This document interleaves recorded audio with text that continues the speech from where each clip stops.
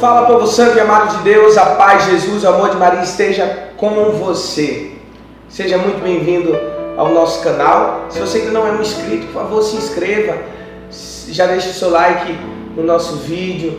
Nos ajude, por favor. Eu peço, nos ajude divulgando o link dos nossos vídeos, ajudando na divulgação do nosso canal, propagando, levando para os seus amigos, nas suas redes sociais, a boa nova que precisa ser espalhada, que precisa ser propagada, tá bom? Então, faça esse trabalho conosco, se una a mim, se una a esse projeto de evangelização e vamos para cima, vamos levar a verdade da Igreja Católica, a doutrina que nós cremos e que nós professamos, não só com palavras, mas principalmente com a nossa vida. Irmãos, hoje nós vamos falar sobre jejum. Ainda estamos no tempo da quaresma, né? Estamos na segunda semana do tempo quaresmal e hoje nós iremos falar sobre o jejum. No vídeo anterior eu falava sobre as práticas, né? As 3 práticas que a igreja nos convida a fazer nesse tempo quaresmal. Primeira prática, a oração. Segunda, a esmola. A terceira, a penitência.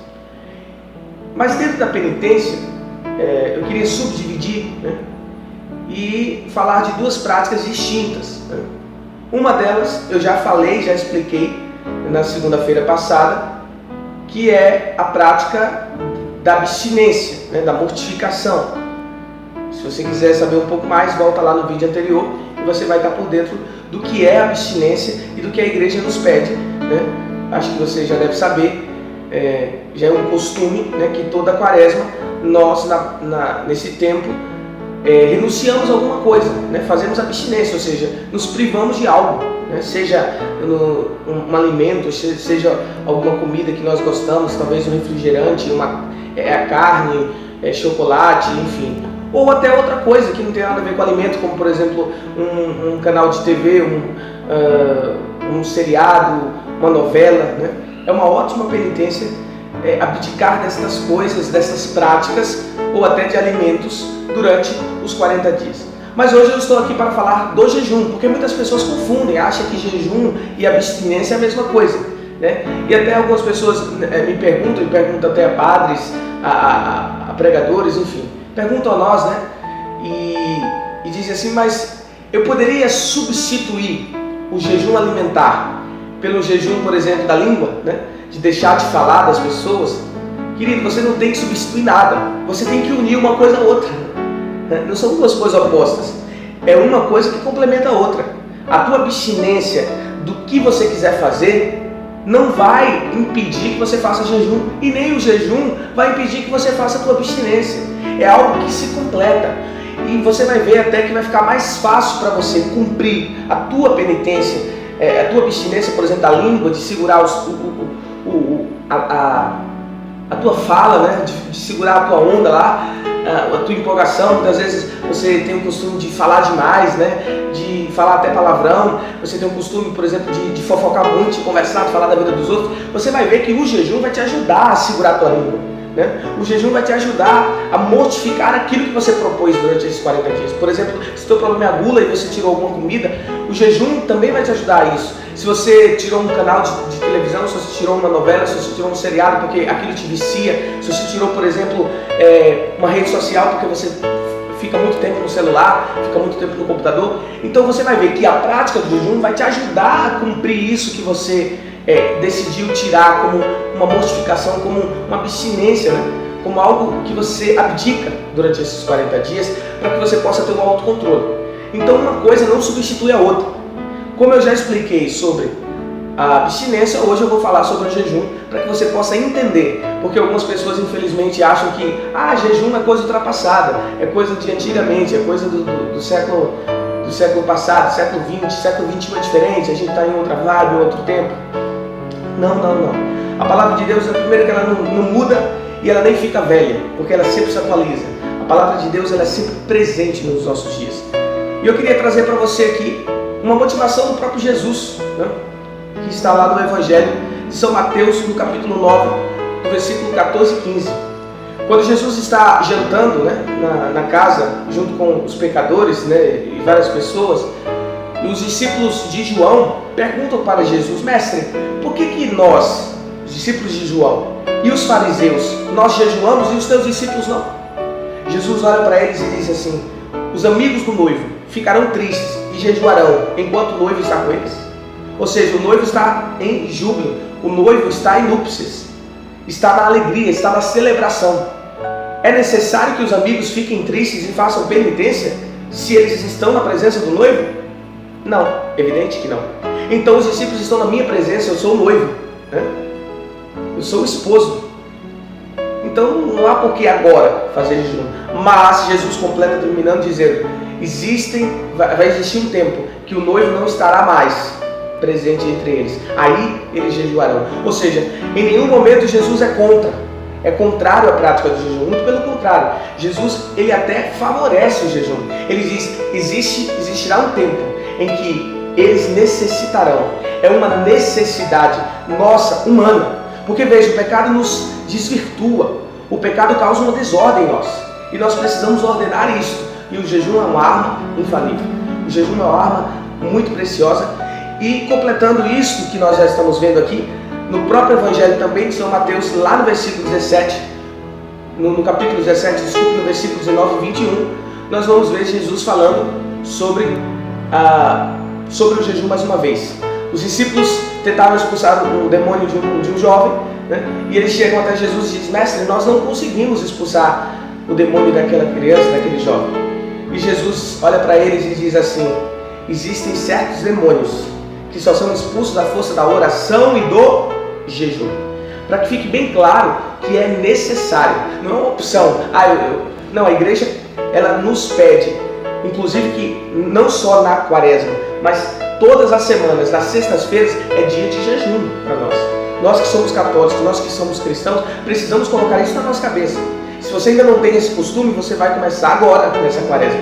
A partir desse tempo de conversão, você vai começar, em nome de Jesus, a fazer essa prática e você vai ver os benefícios dela na sua vida.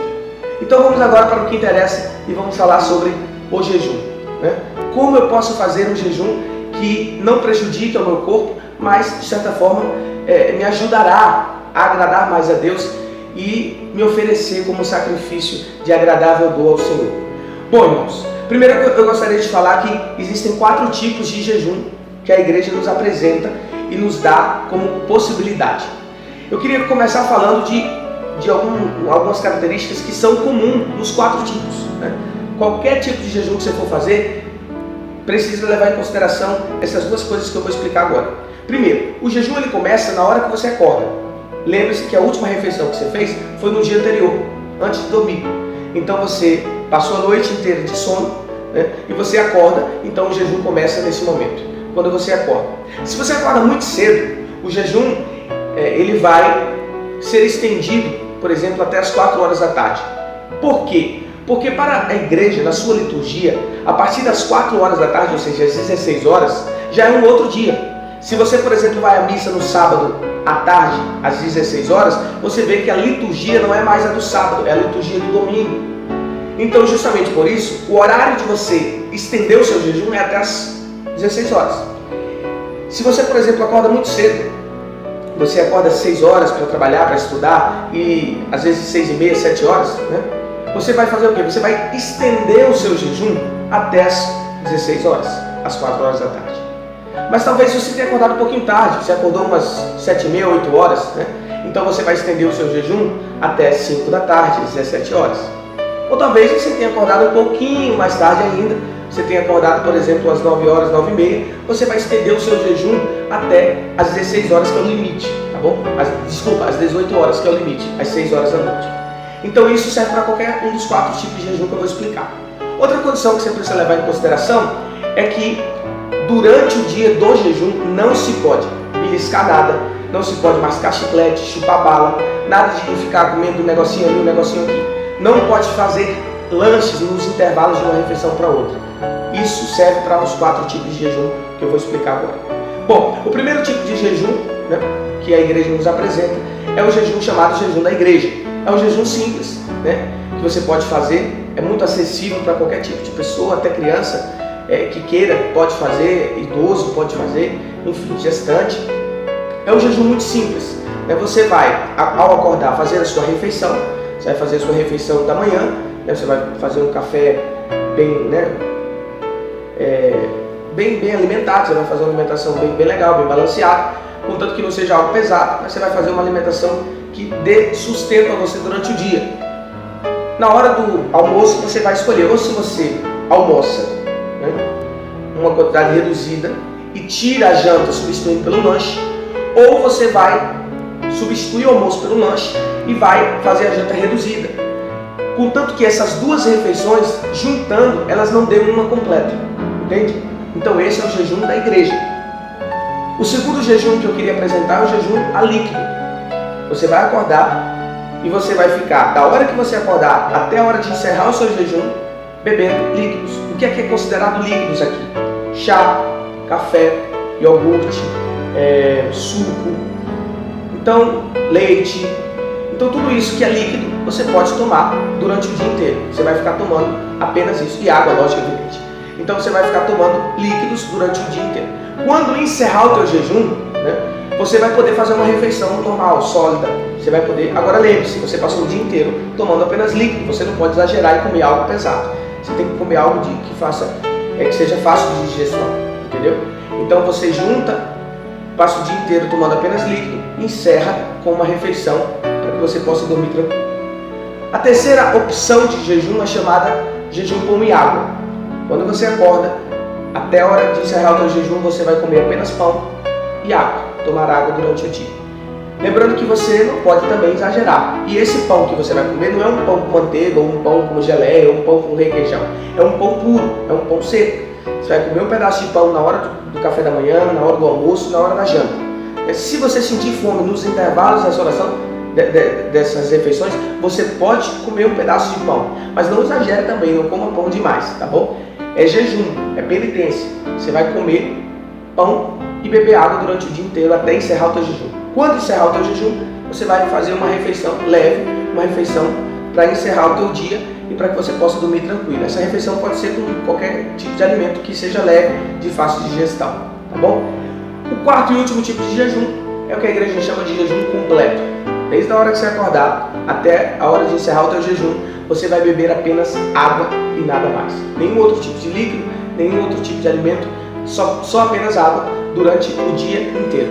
Depois que encerrar o teu jejum, você pode fazer uma refeição para encerrar, Como eu já expliquei aqui nos outros 3 tipos de jejum, você vai fazer a tua janta encerrando o dia de jejum. Lembrando mais uma vez, não é para exagerar, o dia de jejum é o dia de penitência, tá bom?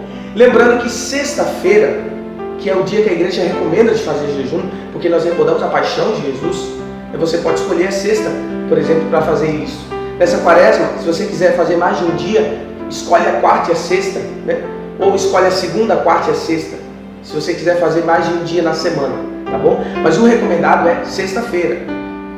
É o dia que a igreja recomenda, porque nos recorda a paixão de Jesus. E lembrando que na sexta-feira, independente qual seja a tua abstinência, você não pode comer carne. Nós cristãos, e não só na quaresma, mas até fora da quaresma, todas as sextas-feiras, nós cristãos não comemos carne. Nós fazemos essa abstinência justamente porque é um dia de jejum. Nós trocamos por peixe, por algum marisco, por algum alimento que seja de fácil digestão, como os alimentos que são tirados das águas, os peixes, suru, maçuninha, essas coisas, enfim. São alimentos leves, entendeu? Que o nosso organismo vai fazer a digestão mais rápido e assim nós vamos viver um dia de penitência. É o que a igreja nos recomenda. Então, se você se interessou por essa prática, se você que não sabia como é que funcionava o jejum e agora você está sabendo essas 4 opções, se você não tinha o costume de fazer jejum, comece. Escolha o jejum mais fácil que eu falei, o jejum que é aquele mais comum, que é o jejum da igreja, é o jejum simples de se fazer. Comece por ele. A recomendação que eu faço é essa. Se você não tem costume de fazer jejum, não comece pelo jejum completo. Comece pelo jejum da igreja, depois você vai subindo, você vai acostumando o seu corpo para que ele possa se adaptar a essa sua prática semanal, tá bom?